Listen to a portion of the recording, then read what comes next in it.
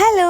അപ്പോൾ ദാ ഇന്ന് രാവിലെ ഓടിച്ചിട്ടുള്ള പണിയാണ് കേട്ടോ. അപ്പോൾ രാവിലെ ചായ കുടിച്ചു. കാരണം ഇന്ന് വേറെ നെല്ലെടുക്കാൻ വേണ്ടി ഇന്ന് ആൾ വരും. 1 മാസം അടുത്താവുന്നു നമ്മളുടെ ഇവിടെ കൊയ്ത്ത് കഴിഞ്ഞിട്ട്. പക്ഷേ ഇതുവരെ അവർ നെല്ലെടുക്കാൻ വേണ്ടി ആരും വന്നിട്ടില്ല. ആദ്യമൊക്കെ പറഞ്ഞവർക്ക് നെല്ല് വേണ്ടാന്നാണ് പറഞ്ഞത്. കാരണം ഉപ്പ് വെള്ളം കയറിയിട്ട് നമ്മൾക്ക് കൃഷി മൊത്തം നശിച്ചു പോയായിരുന്നു. നമ്മൾക്ക് മുടക്ക് കാശിൻ്റെ പകുതി പോലും നമ്മൾക്ക് കിട്ടിയിട്ടില്ല.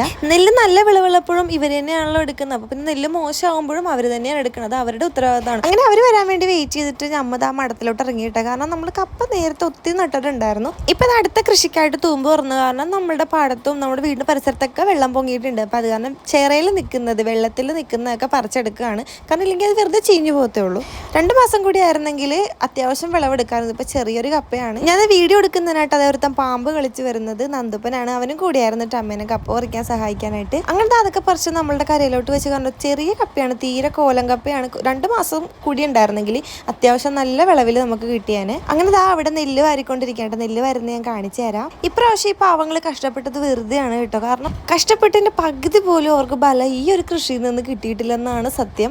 വേറൊന്നുമല്ല, ആ സമയത്ത് നമ്മൾക്ക് വേണ്ടത്ര മഴ ലഭിച്ചില്ല, അതുകൊണ്ട് വെള്ളമില്ലായിരുന്നല്ലോ. ആ സമയത്ത് പിന്നെ കണ്ടത്തിലേക്ക് നമ്മൾ ഉപ്പുവെള്ളമാണ് അടിച്ച് കയറ്റിയത്. ഉപ്പുവെള്ളം കയറി എന്താ ഉണ്ടാവുമെന്ന് അറിയാമല്ലോ. നെല്ലുകളെല്ലാം കരിഞ്ഞുപോയി. അങ്ങനെ വിളവെടുത്ത് കഴിഞ്ഞപ്പോൾ നെല്ല് മോശമാണെന്നും പറഞ്ഞ് നെല്ലെടുക്കാൻ വരുന്നവർക്ക് നെല്ല് വേണ്ടാന്നും പറഞ്ഞ് അവരിവിടെ ഉപേക്ഷിച്ചിട്ട് പോയ നെല്ലാണ്. അപ്പൊ ഇത്രയും കഷ്ടപ്പെട്ട കർഷകർ എന്ത് ചെയ്യാൻ പറ്റും? അവർ കഷ്ടപ്പെട്ട മുതലല്ലേ, അത് അവർ ചാക്കിലാക്കി അവരുടെ വീടുകളിൽ സൂക്ഷിക്കുകയാണ് പിന്നെ ചെയ്തത്.